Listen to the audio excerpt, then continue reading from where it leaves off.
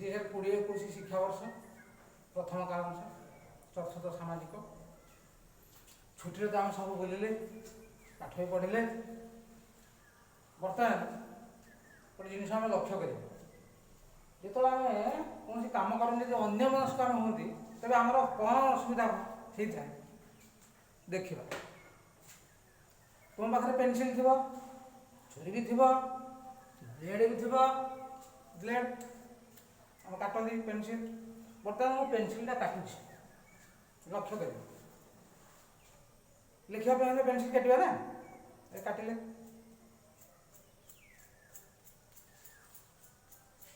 এটা ଦେଖ ମୁଁ ସାବଧାନତାର ସହକାରେ କାଟୁଛି, ମାନେ ଲକ୍ଷ୍ୟ ମୋର ଏଇ ପେନସିଲ୍ ଉପରେ ଅଛି ଆଉ ଛୁରୀ ଉପରେ ଅଛି। କିନ୍ତୁ ଯେତେବେଳେ ଆମେ ଅନ୍ୟମନସ୍କ ହେଇଯିବା, ଧର ମୁଁ ସେପଟେ ଅନେଇ ଦେଲି, ଆଙ୍ଗୁଳିଟା କାଟି ହେଇଯିବ।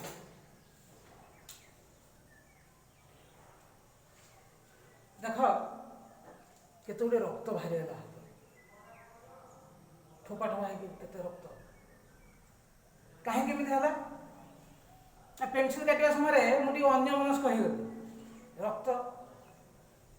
ଅନ୍ୟମନସ୍କ ହେବା ଦ୍ୱାରା କ'ଣ ହେଲା ନା ମୋ ଆଙ୍ଗୁଳିଟି କଟିଗଲା। ତୁମେମାନେ ବି ସେମିତି ଛୁରୀ, କଇଁଚି, ବ୍ଲେଡ଼, ଦେଖ କଇଁଚି, ଏଇଗୁଡ଼ା ସବୁ ଯେତେବେଳେ ଧାରୁଆ ଅସ୍ତ୍ର ଗୁଡ଼ିକୁ ଆମେ ବ୍ୟବହାର କରିବା, ଆମେ ସେତେବେଳେ କ'ଣ କରିବା ନା ସାବଧାନତାର ସହକାରେ ତାକୁ ବ୍ୟବହାର କରିବା। ଅନ୍ୟମନସ୍କ ରହିବା। ଯେମିତି ଅନ୍ୟମନସ୍କ ରହିଲେ ମୋ ଆଙ୍ଗୁଳି କଟିଲା, ରକ୍ତ ବାହାରିଲା, ଶରୀରକୁ କଷ୍ଟ ହେଲା। ତେଣୁ ଆଜି ଆମେ ଯେଉଁ ବିଷୟଟା ପଢ଼ିବା, ତୁମେ ଜାଣିସାରିବନି ଯେ ସେ ବିଷୟଟିର ନାଁ କ'ଣ। ଗୋଟେ ଦୁର୍ଘଟଣା ଘଟିଲା, ତ ଆମର ସାମାଜିକର ପ୍ରଥମ ବିଷୟ ହେଉଛି ସାଧାରଣ ଦୁର୍ଘଟଣା। ସାଧାରଣ ଦୁର୍ଘଟଣା। ଯେ ଦୁର୍ଘଟଣା କାହାକୁ କୁହାଯାଏ? ଦୁର୍ଘଟଣା କେତେବେଳେ କାହାକୁ କହିକି ଆସିନଥାଏ, ସେ ହଠାତ୍ ଆସିବ। ଚାଲୁଥିବ, ଆସିବ ଗାଡ଼ି ତୁମ ଉପରେ ଚଢ଼ି ଯାଇପାରେ, କି ତୁମେ ଚାଲୁଥିବ ଇଏ ଝୁଣ୍ଟି ହେଇକି ତଳେ ପଡ଼ିଯାଇପାର, ଗୋଡ଼ ହାତ ଖଣ୍ଡିଆ ଖାବରା ହେଇଯାଇପାରେ।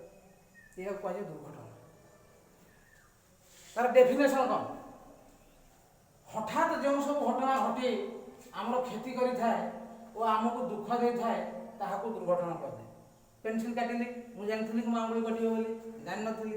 ତୁମେ ବି କାଟୁଥିବ, ତୁମେ ବି ଜାଣିନଥିବ, କିନ୍ତୁ ଟିକିଏ ଅନ୍ୟମନସ୍କ ହେଲ, ଆଙ୍ଗୁଳି କଟିଲା, ମୋର ବି କଟିଲା। ତ ହଠାତ୍ ସେ କେତେବେଳେ ଆସିବ ଦୁର୍ଘଟଣା, କାହାକୁ କହିକି ଆସିବ? ତ ହଠାତ୍ ଯେଉଁ ସବୁ ଘଟଣା ଘଟି ଆମର କ୍ଷତି କରିଥାଏ, ଆମକୁ ଦୁଃଖ ଦେଇଥାଏ, ତାହାକୁ ଆମେ ଦୁର୍ଘଟଣା ବୋଲି କହିଥାଉ। ବିଭିନ୍ନ ଜାଗାରେ ବିଭିନ୍ନ ପ୍ରକାରର ଦୁର୍ଘଟଣା ଘଟିଥାଏ। ଯେ ସବୁ ଜାଗାରେ ସମାନ ପ୍ରକାର ଦୁର୍ଘଟଣା ଘଟେ ନାହିଁ। ତୁମ ବହି ଦେଖିବ, ଗୋଟେ ଚିତ୍ର ଅଛି, ଦେଖ, ଏ ଟ୍ରେନ୍ ଲାଇନ୍ର ଚିତ୍ର। ଏଠି କ'ଣ ଦୁର୍ଘଟଣା ଘଟୁଛି ଦେଖିବା। ଟ୍ରେନ୍ ଆସୁଛି, ଲୋକମାନେ କ'ଣ କରୁଛନ୍ତି ନା ସେ ଟ୍ରାକ୍ ଦେଇକି ଯିବା ଆସିବା କରୁଛନ୍ତି, ମୋଟରସାଇକେଲରେ ଯାଉଛନ୍ତି, ଚାଲିକରି ଯାଉଛନ୍ତି। ତେଣୁ କେତେବେଳେ ହଠାତ୍ ଟ୍ରେନ୍ ମାଡ଼ି ଆସିବ, ହୁଏତ ଆମ ଜୀବନଟା ଚାଲିଯିବ, ସେତିକି ବି ଲୋକମାନେ ଜାଣିପାରୁନାହାନ୍ତି। ଏପଟେ ଆଉ ଗୋଟେ ଚିତ୍ର ଅଛି, ଦ୍ୱିତୀୟ ଚିତ୍ରରେ ଅଛି। ଟ୍ରେନ୍ ଆସୁଛି, ଗେଟ୍ ବା ଫାଟକ ବନ୍ଦ ଅଛି, ଲୋକମାନେ ଟ୍ରେନ୍ ଯିବା ପର୍ଯ୍ୟନ୍ତ ଅପେକ୍ଷା କରୁଛନ୍ତି ଯେ ଟ୍ରେନ୍ କେତେବେଳେ ଯିବ, ତାପରେ ସେମାନେ ଟ୍ରେନ୍ ଲାଇନ୍ କ୍ରସ୍ କରିବେ ବା ପାରି ହେବେ। ତ ଏଠି କିଛି ଦୁର୍ଘଟଣା ଘଟିବାର ସମ୍ଭାବନା ନାହିଁ। କିନ୍ତୁ ପ୍ରଥମ ଚିତ୍ରରେ ଦୁର୍ଘଟଣା ଘଟିବାର ସମ୍ଭାବନା ଅଛି। ଦେଖ, ଆଗରେ ଆଖି ଆଗରେ ଟ୍ରେନ୍ ଆସୁଛି, ଲୋକମାନେ ଗାଡ଼ିରେ କି ନିଜେ ଚାଲିକି ଯିବା ଆସିବା କରୁଛନ୍ତି, ତାମାନେ ଏଠି ଦୁର୍ଘଟଣା ଘଟିବାର ସମ୍ଭାବନା ଅଛି। ଦୀପାବଳି ଜାଣିଥିବ, ଦୀପାବଳି ଦିନ ତୁମେ ସବୁ କ'ଣ କର? ଘରେ ଦୀପ ଜାଳ, ବାଣ ଫୁଟାଅ। ସେତେବେଳେ ବି ଯଦି ଆମେ ଅନ୍ୟମନସ୍କ ରହିବା, ପୁଣି ଗୋଟେ ଦୁର୍ଘଟଣା ଘଟିବାର ସମ୍ଭାବନା ଅଛି। କ'ଣ ଅନ୍ୟମନସ୍କ? ଧର ବାଣ ଯେତେବେଳେ ଆମେ ଫୁଟେଇବା, ଯଦି ଶରୀର ପାଖରେ ଧରିକି ବାଣ ଫୁଟାଉଥିବା, ତାହେଲେ ସେ ନିଆଁ ଝୋଲ ଆମ ଡ୍ରେସ୍ରେ ପଡ଼ିବ। ଆଉ ଡ୍ରେସ୍ରେ ନିଆଁ ଝୋଲ ପଡ଼ିଲେ ଡ୍ରେସ୍ ପୋଡ଼ିଯାଇପାରେ, ଡ୍ରେସ୍ ପୋଡ଼ିଗଲେ ଆମ ଶରୀର ବି ତା ସହିତ ପୋଡ଼ିଯାଇପାରେ। ତେଣୁ ଶରୀର ଠାରୁ ଯଥେଷ୍ଟ ଦୂରରେ ବାଣକୁ ରଖିକି ଫୁଟେଇବା। ଅଛି ଚିତ୍ର, ବହି ବୋଲିବା, ଦେଖିବା।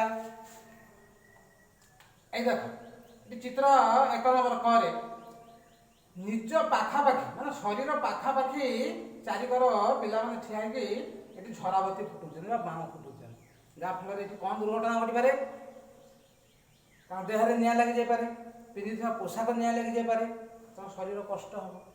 କିନ୍ତୁ ଦ୍ୱିତୀୟ ଚିତ୍ର ଦେଖିବା, ଶରୀର ଠାରୁ ଢେର ଦୂରରେ ବାଣ ରଖିକି ଫୁଟାଉଛନ୍ତି। ତାମାନେ ଏଠି କୌଣସି ଦୁର୍ଘଟଣା ଘଟିବାର ସମ୍ଭାବନା ନାହିଁ। ବୁଝିହେଲା? ଆଉ ଗୋଟେ ଚିତ୍ର ଅଛି ଦେଖିବ। ତ ପିଲାଟି ଛାତ ଉପରେ ଗୁଡ଼ି ଉଡ଼ଉଛି। ଏଠି କ'ଣ ଦୁର୍ଘଟଣା ଘଟିପାରେ? କାରଣ ତା ନଜର ରହିବ ଗୁଡ଼ି ଉପରକୁ। ଗୁଡ଼ି ଯେତେବେଳେ ଆମେ ଉଡ଼ୁଥିବା ଆମ ଗୁଡ଼ି ଉପରେ ନଜରଟା ଥାଏ, କେତେ ଦୂର ଉଡ଼ୁଛି, କେମିତି ଉଡ଼ୁଛି। ତ ଛାତ ଉପରେ ଯେତେବେଳେ ସେ ଉଡ଼ୁଛି, କେତେବେଳେ ଗୁଡ଼ି ଉପରେ ନଜର ଥିବ, ସେ ଛାତ ତଳକୁ ଖସିଯିବ, ଗୋଡ଼ ହାତ ଭାଙ୍ଗି ଯାଇପାରେ କିମ୍ବା ମୃତ୍ୟୁ ମୁଖରେ ବି ପଡ଼ିପାରେ, ତାହା କହିହେବ ନାହିଁ। ଦ୍ୱିତୀୟ ଚିତ୍ର ଦେଖ, ପିଲାଟି ପଡ଼ିଆରେ ଗୁଡ଼ି ଉଡ଼ୁଛି। ତାମାନେ ତାର ଆଉ କିଛି ଅସୁବିଧା ନାହିଁ। ଗୁଡ଼ି ତାର ଯେତେ ବାଟ ଉଡ଼ୁଥିବ, ଏ ତାର ସେତେବେଳେ ଚାଲି ଚାଲି ଯାଉଥିବ, ଏଇଟା ପଡ଼ିଆ, ପଡ଼ିବାର ନାହିଁ। ତ ଛାତ ଉପରେ ଗୁଡ଼ି ଉଡ଼େଇବା ହେଉଛି ବିପଦପୂର୍ଣ୍ଣ। ପଡ଼ିବ, ଗୋଡ଼ ହାତ ଭାଙ୍ଗି ଯାଇପାରେ, କିନ୍ତୁ ପଡ଼ିଆରେ ସେ ଗୁଡ଼ି ଉଡ଼ୁଛି, ତାହେଲେ ଏଠି କୌଣସି ପ୍ରକାର ଦୁର୍ଘଟଣା ଘଟିବାର ସମ୍ଭାବନା ନାହିଁ। ତାପରେ ଆଉ ଗୋଟେ ଚିତ୍ର ଦେଖିବା। ଆମ ଘରେ ସମସ୍ତଙ୍କର ବିଦ୍ୟୁତ ଅଛି। ଆମେ ଯେତେବେଳେ ବିଦ୍ୟୁତ ବୋର୍ଡକୁ ଛୁଉଁଛନ୍ତି ବା ବିଦ୍ୟୁତ ମରାମତି କରୁଛନ୍ତି, କାମ କରୁଛନ୍ତି, ସେତେବେଳେ ଦେଖ ଏଇ ପ୍ରଥମ ଚିତ୍ରରେ ଲୋକଟି ଖାଲି ପାଦରେ ଚଟାଣ ଉପରେ ଠିଆ ହେଇଛି ଏବଂ ବିଦ୍ୟୁତ ବୋର୍ଡକୁ ହାତ ମାରିଛି। ଦୁର୍ଘଟଣା ଘଟିପାରେ, ବିଦ୍ୟୁତ ଆଘାତ ଲାଗିପାରେ, ବେଳ ପାଇଲେ ଲୋକଟିର ଜୀବନ ମଧ୍ୟ ଚାଲିଯାଇପାରେ। ତ ମନେ ରଖିବା, ଯେତେବେଳେ ବି ଆମେ ନିଜେ ହଉ କିମ୍ବା ଘରେ ଆମର ବାପା ମା କି ଭାଇ ଦାଦା ଯିଏ ବି ହୁଅନ୍ତୁ, ଯଦି ବିଦ୍ୟୁତ ମରାମତି କାର୍ଯ୍ୟ କରୁଛନ୍ତି, ପ୍ରଥମତଃ ଗୋଟେ କାଠ ପଟା ଉପରେ ଠିଆ ହେବ। ତାପରେ ହାତରେ ରବର ଦସ୍ତାନି, ଗୋଟେ ରବର ଅଛି, ସେ ରବର ଦସ୍ତାନି ପିନ୍ଧିବା ଏବଂ ବିଦ୍ୟୁତ ମରାମତି କରିବା, ଯାହାଫଳରେ କି ଆମର କୌଣସି ଦୁର୍ଘଟଣା ଘଟିବାର ସମ୍ଭାବନା ରହିବ ନାହିଁ। ତାପରେ ଚିତ୍ର ଦେଖିବା। କୁରାଢ଼ୀରେ ଲୋକଟି କାଠ ହାଣୁଛି। ଗୋଟେ ବାମ ହାତରେ କାଠକୁ ଧରିଛି, ଡାହାଣ ହାତରେ କୁରାଢ଼ୀରେ ହାଣୁଛି। ଦୁର୍ଘଟଣା ଘଟିବାର ସମ୍ଭାବନା ଅଛି। କ'ଣ ନା, ଆବଶ୍ୟକ ପଡ଼ିଲେ ସେ ତା ନିଜ ହାତଟିକୁ ମଧ୍ୟ କାଟି ଦେଇପାରେ। ଅନ୍ୟମନସ୍କ ହେଇଯିବ, କୁରାଢ଼ୀ ଚୋଟ ବସିଯିବ, ହାତ କଟି ଯାଇପାରେ କି ଆଙ୍ଗୁଳି କଟି ଯାଇପାରେ। ଦ୍ୱିତୀୟ ଚିତ୍ର ଦେଖ, ଲୋକଟି କାଠକୁ ଭୂମି ଉପରେ ଥୋଇକି ହାଣୁଛି, ଯାହାଫଳରେ ଏଠି ଦୁର୍ଘଟଣା ଘଟିବାର ସମ୍ଭାବନା କ୍ଷୀଣ ବା ବହୁତ କମ୍।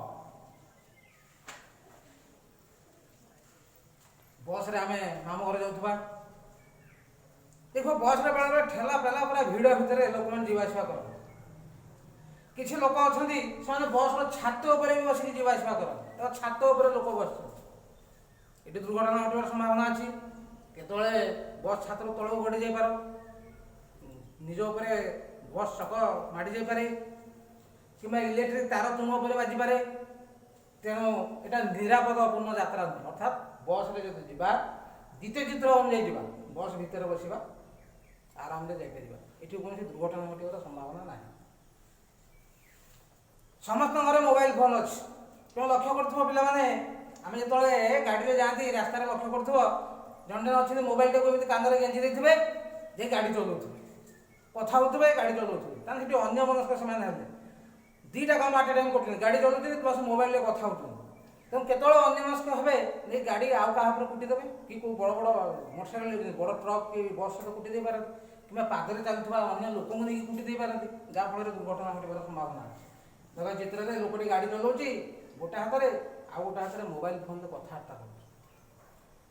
ଏଇ ଚିତ୍ର ଦେଖିବା, ଏଠି କ'ଣ ହେଉଛି ନା, ଯେତେବେଳେ ତାର ଫୋନ୍ଟି ଆସିଛି, ସେ ସେଠି କନଷ୍ଟାଣ୍ଟ ମାନେ ଗାଡ଼ି ରଖିଲା, ଗାଡ଼ିରୁ ଓହ୍ଲାଇଲା, ଠିଆ ହେଲା ଏବଂ ଫୋନରେ କଥା ହେଲା ଏବଂ ଫୋନରେ କଥା ହେଇ ତାପରେ ପୁଣି ଗାଡ଼ି ଧରିକି ସେ ତାର ଯାଇପାରିବ। ବର୍ତ୍ତମାନ ଦେଖିବା ଘର କାମ, ଯାହା ଆମେ ପଢ଼ିଲେ ଶୁଣିଲେ ସେଠୁ କିଛି ଲେଖିବା ଯେ ରୋଷେଇ ଘରେ କି କି ଦୁର୍ଘଟଣା ଘଟିବାର ସମ୍ଭାବନା ଥାଏ। ମାମା ରୋଷେଇ କରୁଥିବେ, କି ଜାଣିଲେ ସେଠି କ'ଣ କ'ଣ ଦୁର୍ଘଟଣା ଘଟିବାର ସମ୍ଭାବନା ଅଛି, ଚାରୋଟି ଲେଖିବା। ବିଦ୍ୟୁତ ସରଞ୍ଜାମ ମରାମତି ସମୟରେ କି ସତର୍କତା ଅବଲମ୍ବନ କରିବା ଉଚିତ। ଘରେ ଯେତେବେଳେ ଆମେ ବିଦ୍ୟୁତ କୌଣସି ମରାମତି କରୁଛନ୍ତି, ସେଠି କି ପ୍ରକାର ସତର୍କତା ଅବଲମ୍ବନ କରିବା। ଦୁଇଟା ପ୍ରଶ୍ନ, ଚାରି ଧରି ଲେଖିବା। ଲେଖିକି ଏଇଟା ହେଉଛି ମୋର ହ୍ୱାଟ୍ସଆପ୍ ନମ୍ବର 8895116652। ଘର କାମ କରିସାରିଲା ପରେ ଏଇ ହ୍ୱାଟ୍ସଆପ୍ ନମ୍ବରରେ ପଠାଇବେ, ଉତ୍ତର ମୁଁ ଦେଖିବି।